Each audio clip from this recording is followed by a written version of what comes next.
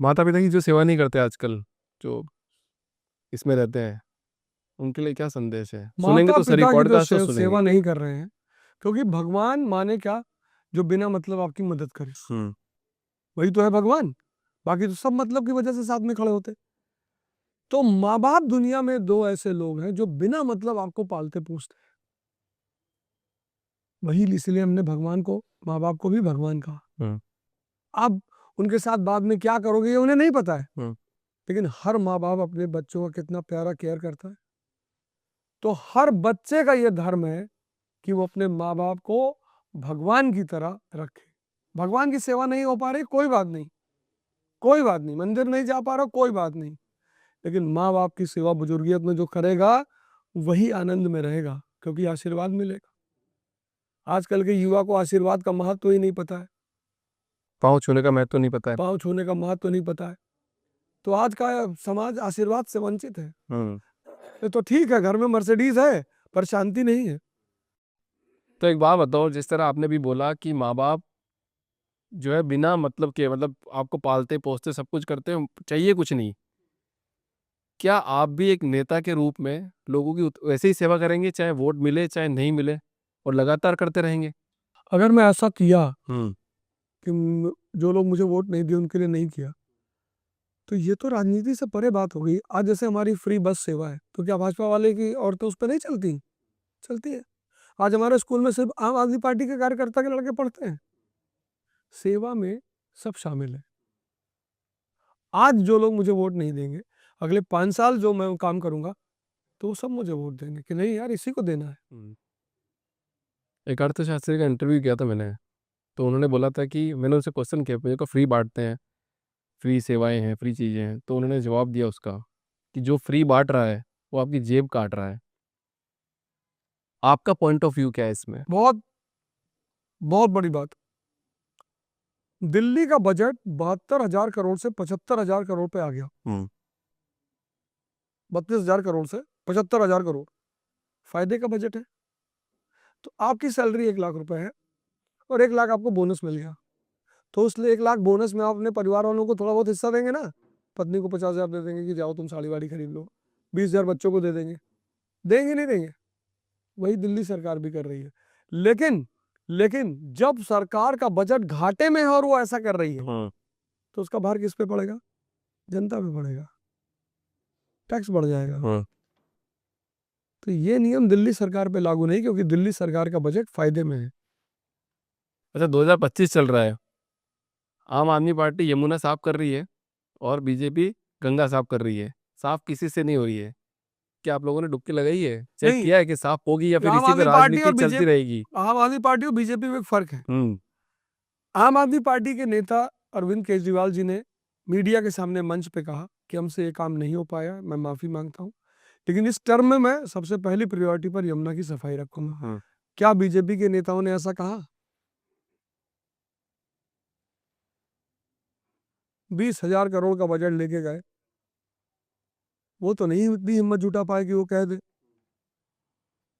तो जो आदमी कह रहा है मंच पर, उसको अप्रिशिएट किया जाना चाहिए। अच्छा, अवध ओझा जी का क्या लक्ष्य है?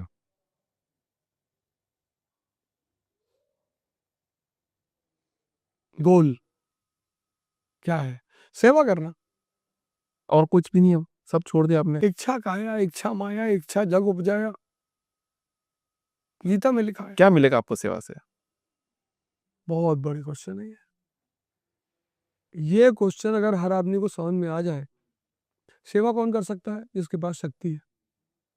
तो जब शक्ति सेवा करती है, तो आनंद की स्थिति में आ जाती है, विचार शून्य हो जाती है। इच्छा वाला आदमी विचारों से भरा होता है, सेवा वाला आदमी अहंकार शून्य हो जाता है, विचार शून्य हो जाता है, और विचार शून्यता, थॉटलेसनेस, आनंद की स्थिति में ले आती है। इसलिए हर जागृत आदमी सिर्फ एक ही काम करता है, सेवा।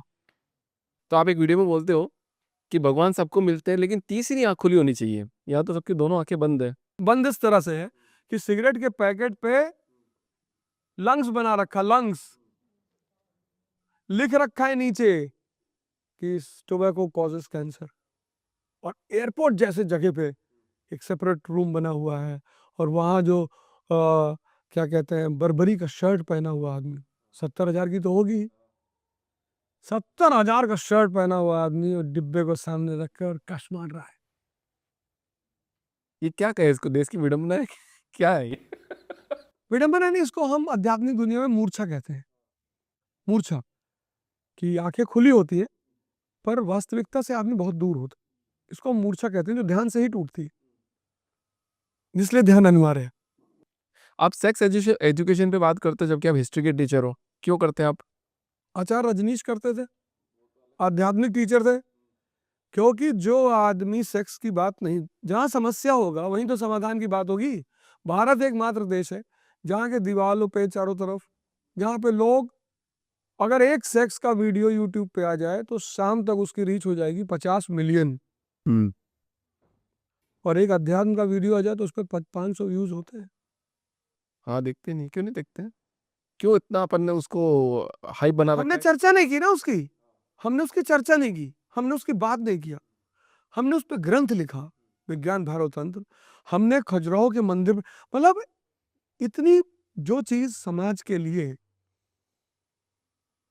सृजन करती है, बच्चा, यही तो आचार्य रजनीश बार बार कहते हैं कि जहां से सृजन होता है, बच्चा पैदा होता है, वो चीज बुरी कैसे हो सकती है?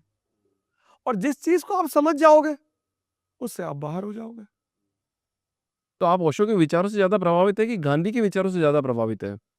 गांधी के विचार एक सशक्त समाज के निर्माण के विचार हैं, और ओशो के विचार सामाजिक मुक्ति के विचार हैं। तो दोनों हो गए, मतलब दोनों मिक्स हो गए, दोनों मिक्स हो। तो आप उनका मिक्सचर हो। हाँ हाँ, बिल्कुल बिल्कुल, प्रभाव तो सबका है मेरे, सबसे ज्यादा प्रभाव किसका पड़ा आपकी जिंदगी में? मेरे पिताजी का। सब, उन्होंने आपको बनाया एकदम, हाँ एकदम बना है। एकदम खतरनाक हाँ, राजा एकदम। ये सारी चीजें उन्हीं की देन है। अगर ऐसा क्या, मतलब सारे पेरेंट्स कैसे, मतलब जैसे मेरे भी पिताजी थे, पिताजी हैं, और मतलब बहुत लोगों के पिताजी है, तो उनको क्या मैसेज देना चाहते हैं कि उनका लड़का भी एकदम। अपने बच्चे से दोस्ती करके रखें। हम्म। हर माँ बाप को अपने बच्चों से दोस्ती करके रखना चाहिए। उसको लगे कि मेरे माँ बाप से या मेरे पिता से या मेरी माँ से बड़ा दोस्त बाहर मेरा कोई नहीं है। और अगर ये पेरेंट्स कर ले जाएं तो उस बच्चे की बिगड़ने की संभावना शून्य हो जाती है, क्योंकि वो जो बाहर करेगा अंदर आके बता देगा, तो माँ बाप उसका ओरिजिनल वर्जन बता देंगे। जैसे बाहर वो सिगरेट पिया, दोस्तों ने कहा राजपूत हो क्या नहीं पी रहा, पूरा खींचो एक बार। पिता क्या करेगा, अब उसने आके घर पे बता दिया कि पापा यार आज मैंने सिगरेट पी है, तो पिता क्या कहेगा, डब्बा दिखाएगा, कहा देखो उस पर क्या लिखा हुआ है। तो लड़का सोचेगा हाँ यार ये तो पापा एकदम सही बात कह रहे हैं। लेकिन जब वो घर नहीं बताएगा और बाहर के समाज के दिशा पे चलेगा कि सिगरेट पीने से कंसंट्रेशन बढ़ती है, तो 2 महीना कंसंट्रेशन बढ़ाएगा, उसके बाद आदी हो जाएगा, बाद में कैंसर हो जाएगा। कंसंट्रेशन तो नहीं पैदा हुआ, कैंसर जरूर हो गया। और आप तो ये बात भी बोलते हो, जो लड़का साधारण जीवन जीता है और जो गर्लफ्रेंड नहीं बनाता, वो तो भिखमंगे के हिसाब से जी रहा है। चंद्रमा और सूर्य में, दोनों में ताकत किसके पास है? दोनों के पास ही ताकत है। सूर्य के पास है। क्यों चंद्रमा के पास क्यों ताकत नहीं है? पूरा ज्वार भाटा लिया था पूरा। ज्वार भाटा लाता है करीब आने की वजह से, ग्रेविटी की वजह से। चमक उसके पास अपनी नहीं है, चमकता वो सूरज की रोशनी से है। अगर सूरज खत्म हो जाए तो चंद्रमा बचेगा? नहीं बचेगा, कोई सवाल ही नहीं उठता। भगवान और स्त्री, ये दो सिर्फ उसके साथ रहते हैं जिसके पास शक्ति है। जो शक्ति है। तो रावण है, भले ही राक्षस कुल में पैदा हुआ, लेकिन सर काट दे रहा है, तो भगवान शंकर आके उसको दर्शन दे। तो अगर शक्ति का एहसास करना हो, आपका एक नियम और है, जब तक तुम कमजोर हो और डिपेंडेंट हो तब तक तुम्हारा शोषण होता रहेगा। अब आप भी पार्टी के साथ जुड़ गए हो। मैं डिसिप्लिन्ड हूँ। बात को घुमा रहे हो अरे ना। मैं कहाँ घुमा रहा हूँ, मैं कितना ही डिसिप्लिन्ड आदमी हूँ। मुझे इसके लिए तोहफा मिलना चाहिए, उपहार मिलना चाहिए, मैं एक डिसिप्लिन्ड इंसान हूँ। हाँ, आप तो कहते हो दुश्मन भी होने चाहिए बहुत सारे। हाँ, दुश्मन के बिना आपका कोई वजूद नहीं। क्यों नहीं है ऐसा? नहीं है, उस बंदे का दुश्मन नहीं है, क्यों वजूद नहीं है? बहुत बड़ा काम करता है वो लड़का, कौन? मेरे साथ वाला। क्यों बना रहे दुश्मन? प्रेम से जियो, प्रेम से रहो, क्यों बनाएंगे दुश्मन? आप बताओ। दुश्मन आप बनाते थोड़ी हो जब आप एक्स्ट्रा ऑर्डिनरी काम करते हो। जैसे फॉर एग्जाम्पल शाहरुख खान का बेटा बंद हुआ, कितनी ट्रोलिंग हुई उस आदमी की। भयंकर। क्यों? क्योंकि उस आदमी का नाम है भारत में। यार रिक्शा वाले का बेटा बंद हुआ, कोई पूछ ही नहीं रहा है। तो आप दुश्मन बनाते थोड़ी हो, आपकी उपलब्धि दुश्मन पैदा कर देती है। दुश्मन बनाएंगे, मैं थोड़ी करूँ कि बगल में जा रहा हूँ इनको एक चाटा मार दे कि चेक वाली शर्ट काहे पहनो, ये तो मूर्खता वाली बात हो तो आपके साथ ऐसा हुआ था? गई। ये तो बदतमीजी वाली बात हो गई ना, ये क्यों करना। मेरा कहने का मतलब है कि अगर आप के विरोध करने वाले लोग नहीं, इसका मतलब आपकी कोई उपलब्धि नहीं। पर आपके साथ तो बचपन में ही हो गया था ना, शायद 18-19 साल की उम्र में हो गया था, आपको किसी ने धर दिया, बोला क्या रंगदारी में जी रहे हो? रंगबाजी में जीते हो। हैं? हाँ, तो उसी ने, वही तो मेरा पथ प्रदर्शक बना। वो आपका टर्निंग पॉइंट हो गया क्या? बिल्कुल, बिल्कुल टर्निंग पॉइंट हो गया कि नहीं यार, ये तो हमें कुछ गलत पढ़ाया जा रहा है, हमारी शिक्षा ही गलत हो रही है। तो आज आप बहुत भारी आदमियों से पंगा ले लिए। नहीं, मैं नाम बता रहा हूँ आपको, नाम बता दूं क्या? मैं तो आगे की तरफ बढ़ रहा हूँ। हाँ, अब जिसको बर्दाश्त नहीं होगा वो विरोध जेल करेगा में ही। ठूस देता है आजकल तो। कोई फर्क नहीं पड़ता। बाबू लोहिया जी कहते हैं, नेता या तो रेल में या जेल में। हाँ। अच्छा सर, आप पिता के रूप में कैसे हो? पिता के रूप में मेरा ये पहले सॉरी, यहाँ पे पहले बताओ कि ये चीज़ सब लड़कों के लिए एप्लीकेबल है कि लड़कियों के लिए भी एप्लीकेबल है? सबके लिए। मेरी 3 बेटियां हैं हाँ। और उनसे अच्छा मेरा कोई दोस्त नहीं, अभी आई हुई है सब छुट्टियों पे। मुझसे एक ही बात कहती यार पापा यार तुम पढ़ने के लिए नहीं कहते यार, हमारी दोस्तें सब परेशान है, जैसे मेरी बेटी 10th में, वो अपना आराम से मस्ती से। क्योंकि मैं उससे कहता हूँ कि अगर समझदारी नहीं पैदा हुई तो ये पढ़ाई किसी काम की नहीं है। शिक्षा अगर विजडम नहीं पैदा कर पा रही है, वेस्ट है। तो जो लोग नौकरी करते हैं वो सब बेवकूफ़ है क्या? ना, ये मैंने कब कहा? मैंने भी तो नौकरी की है। प्रिटेंड हो रहा है ऐसा, मतलब कि भैया नहीं, आपको एंटरप्रेन्योर ही बनना चाहिए, आपको ये करना नहीं चाहिए नहीं, ऐसा नहीं है। हाँ। मैंने भी नौकरी की। मैंने आखिर 20 साल जीवन में नौकरी की, कई इंस्टीट्यूटों में पढ़ा है, वो तो नौकरी ही था ना। लेकिन मैं आगे निरंतर ऑप्शन देखता रहा, मैं कहीं स्टेबल नहीं हुआ कि नहीं बस यही पे जीवन खत्म है। भाई जो आदमी को 10 करोड़ रुपए साल में मिल रहा हो, उसको क्या जरूरत है बवाल लेने की?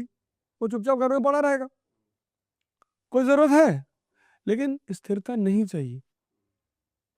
कुछ काम करते रहना चाहिए, कुछ आगे बढ़ते रहना चाहिए। जो आपने सीखा है, समाज ने आपको दिया है, वो आप दूसरों को बांटेंगे नहीं। बुद्ध अरहत हुए तो फिर उनको क्या जरूरत थी समाज में वापस आने की? जब वो वापस दान करने के लिए आए, कोई उनके मुंह पे थूक देता था, कोई चांटा मार देता था। पर चूंकि वो बड़ा कॉज लेकर आए थे कि यार मैंने कुछ जाना है, मैं और लोगों को भी दूंगा। बस वही मेरा ख्याल है कि मैंने कुछ जाना है, मुझे उसे बांटना है। अच्छा, आप जीतोगे ये तो श्योर है 5000%। सबसे पहला फ़ोन किसको करोगे? लोग फ़ोन आपको सब करेंगे, पर आप सबसे पहला फ़ोन किसको करोगे? बहुत अच्छा लगा फिर तो सुन के ये बात। मैं सबसे पहला फोन अपनी माँ को करूंगा। हाँ। वो ऐसे तो नहीं बोले कि तुम नशे में हो, कल फ़ोन करना। पर मैं सबसे पहला फोन अपनी माँ को करूंगा, क्योंकि वो हमेशा मुझसे कहती थी कि कर कुछ नहीं पाओगे तुम। अब नहीं कहती तीसरा लेकिन। मुझे करना, हाँ, दूसरा आप किसी को करना, तीसरा मुझे कर देना आप। मैं आपके फ़ोन में आप मेरा नंबर सेव करके जाऊँगा आज। बहुत अच्छा लगा सर आपसे बात करके। द पावरफुल ह्यूमन शो के अंदर